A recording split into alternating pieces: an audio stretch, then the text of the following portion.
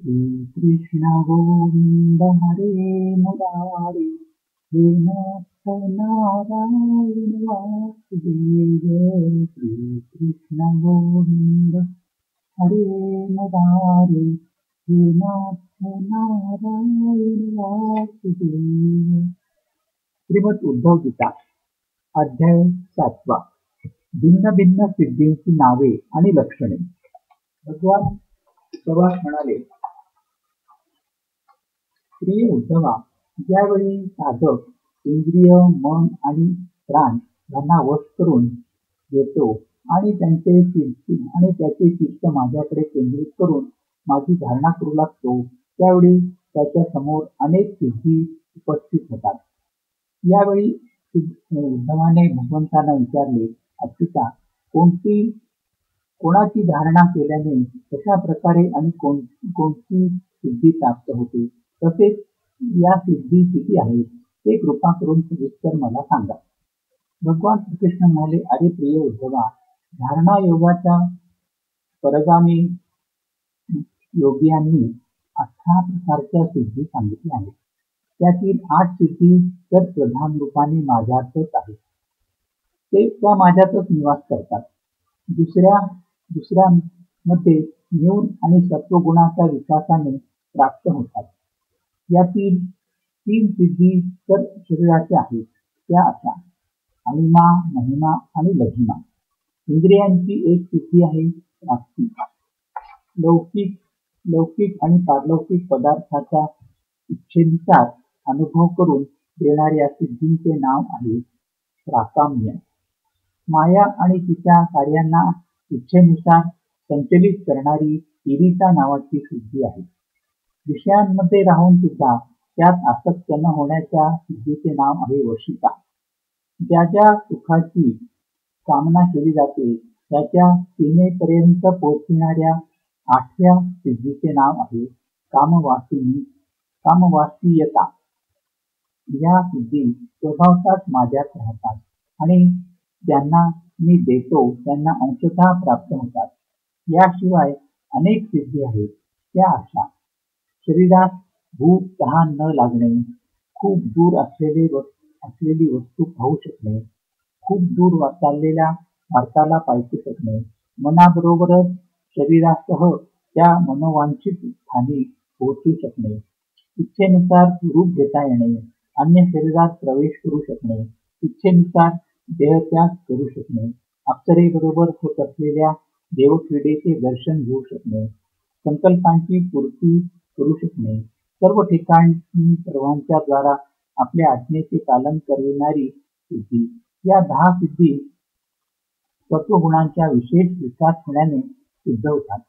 याशिवाय अजून 5 सिद्धी योगियांना प्राप्त होणाऱ्या आहेत, त्या अशा भूत, भविष्य आणि वर्तमानातील घटना जाणून घेणे, शीत उष्ण, सुख दुःख, राग द्वेष आदी द्वंद्वांना वश न होणे, दुसऱ्यांच्या मनातील विचार जाणून घेणे, अग्नी, सूर्य, जल, विष आदींच्या शक्तींना स्तंभित करून टाकणे, कोणाकडूनही पराजित न होणे। यानंतर भगवंतांनी कोणत्या धारणेने कोणती सिद्धी प्राप्त होते त्याचे विस्तृत वर्णन करून सांगितले। भगवान पुढे म्हणाले, अरे प्रिय उद्धवा, ज्या पुरुषाने माझ्या सत्य-संकल्प स्वरूपामध्ये आपले चित्त स्थिर केले आहे आणि त्याच्याच ध्यानात तो मग्न आहे, तो आपल्या मनात जो संकल्प करतो तो त्याच वेळी सिद्ध होतो। मी ईशित्व आणि वशित्व या दोन्ही सिद्धींचा स्वामी असल्याने माझी आज्ञा कोणीही टाळू शकत नाही। ज्या योगियांचे चित्त माझी धारणा करता करता माझ्या भक्तीच्या प्रभावाने शुद्ध झाले आहे, त्याची बुद्धी जन्म मृत्यू आदी अदृश्य विषयांना सुद्धा जाणू शकते। एवढेच नव्हे तर तो भूत, भविष्य आणि वर्तमानातील सर्व घटना जाणू शकतो। ज्या योग्याने आपले चित्त माझ्यात लावून शिथिल केले आहे, त्याच्या योगमय शरीरात अग्नी जाळू शकत नाही, पाणी आदी कोणतीही वस्तू त्याला नष्ट करू शकत नाही। जो पुरुष माझ्या श्रीवत्स आदी चिन्ह, शंख, गदा, चक्र, पद्म आदी आयुधांनी सुशोभित आणि ध्वज चामर आदींनी संपन्न अशा माझ्या अवतारांचे ध्यान करतो तो अजय होतो. भगवान पुढे म्हणाले, अशा प्रकारे जो विचारशील पुरुष माझी उपासना करतो आणि योग धारणेद्वारा माझे चिंतन करतो त्याला मी वर्णन केलेल्या सर्व सिद्धी पूर्णतः प्राप्त होतात.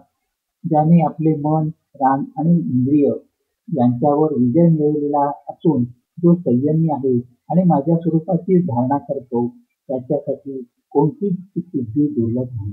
परंतु श्रेष्ठ पुरुषांचे असे मत आहे की जे लोक भक्तियोग अथवा ज्ञानयोग आदी उत्तम योगाचा अभ्यास करीत असतात आणि जे माझ्याशी एकरूप होत आहेत त्यांच्यासाठी या सिद्धींची प्राप्ती एक विघ्नरूप आहे. याचे कारण असे की या सिद्धींच्या योगाने वेळेचा व्यर्थ दुरुपयोग होतो. योगाच्या द्वारे सर्व सिद्धी मिळू शकतात, परंतु योगाचे अंतिम ध्येय माझी सालोक्य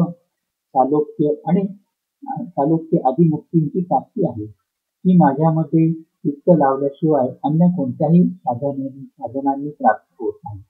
भगवान पुढे म्हणाले, उद्धवा, ज्याप्रमाणे स्थूल पंचमहाभूतांमध्ये बाहेर आत सर्वत्र सूक्ष्म महाभूतच आहेत, सूक्ष्म भूतांशिवाय स्थूल भूतांची काही सत्ताच नसते, त्याचप्रमाणे समस्त प्राण्यांच्या अंतरी दृष्टारूपाने आणि बाहेर दृश्य रूपाने मीच स्थित असतो. माझ्यात आत बाहेर असा भेद नाही, कारण मी एक निरावरण आत्मा आहे. थोडे बोलून भगवंतांनी आपल्या वाणीला तात्पुरता विराम दिला. तिथे अध्याय 7 संपन्न झाला. हरि ओम तत्सत. हरि ओम तत्सत.